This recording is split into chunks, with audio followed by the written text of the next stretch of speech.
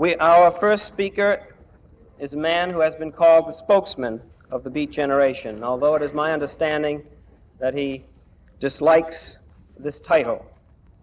He is a native of Lowell, Massachusetts, a former student at Columbia University, author of numerous articles and books, including The Town and the City, On the Road, The Subterraneans, and most recently, The Dharma Bums. I am pleased to present Mr. Jack Kerouac.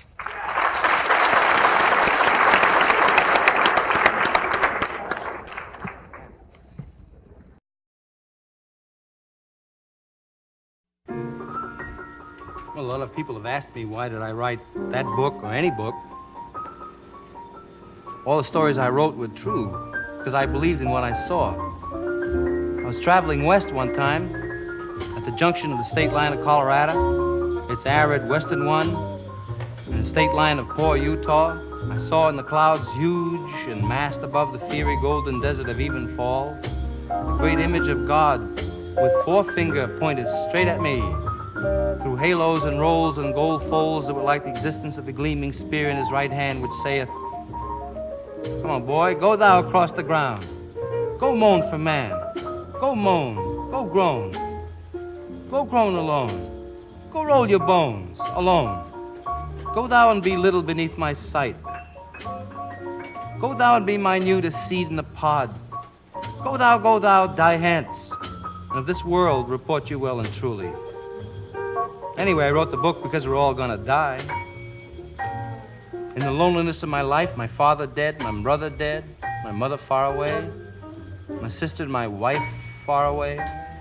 Nothing here but my own tragic hands that once were guarded by a world of sweet attention, that now are left to guide and disappear their own way into the common dark of all our death.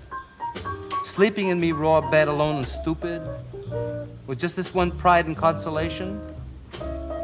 My heart broke in the general despair and opened up inwards to the Lord. I made a supplication in this dream.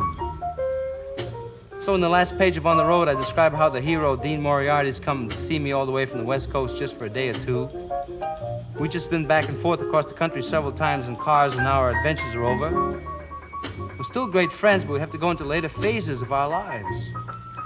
So there he goes, Dean Moriarty, ragged in a moth-eaten overcoat he brought specially for the freezing temperatures of the East, walking off alone, and last I saw him, he rounded the corner of 7th Avenue, eyes on the street ahead, and bent to it again. Gone. So, in America, when the sun goes down, and I sit on the old broken-down river pier watching the long, long skies over New Jersey, and sense all that raw land that rolls in one unbelievable huge bulge over to the West Coast, and all that road going, and all the people dreaming in the immensity of it. In an hour, I know by now that children must be crying in the land where they let the children cry. And tonight the stars will be out, and don't you know that God is Pooh Bear?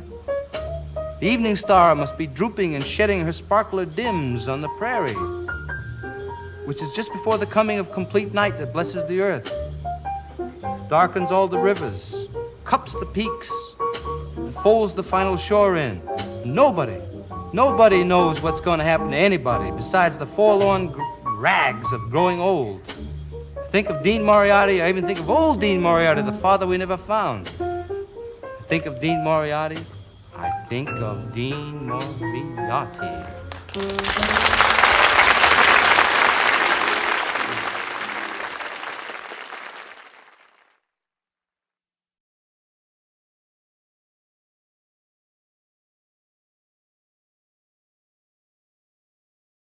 Old age is an Indian with gray hair and a cane in an old coat, tapping along the rainy street to see the pretty oranges and the stores on his big day when the dogs let out.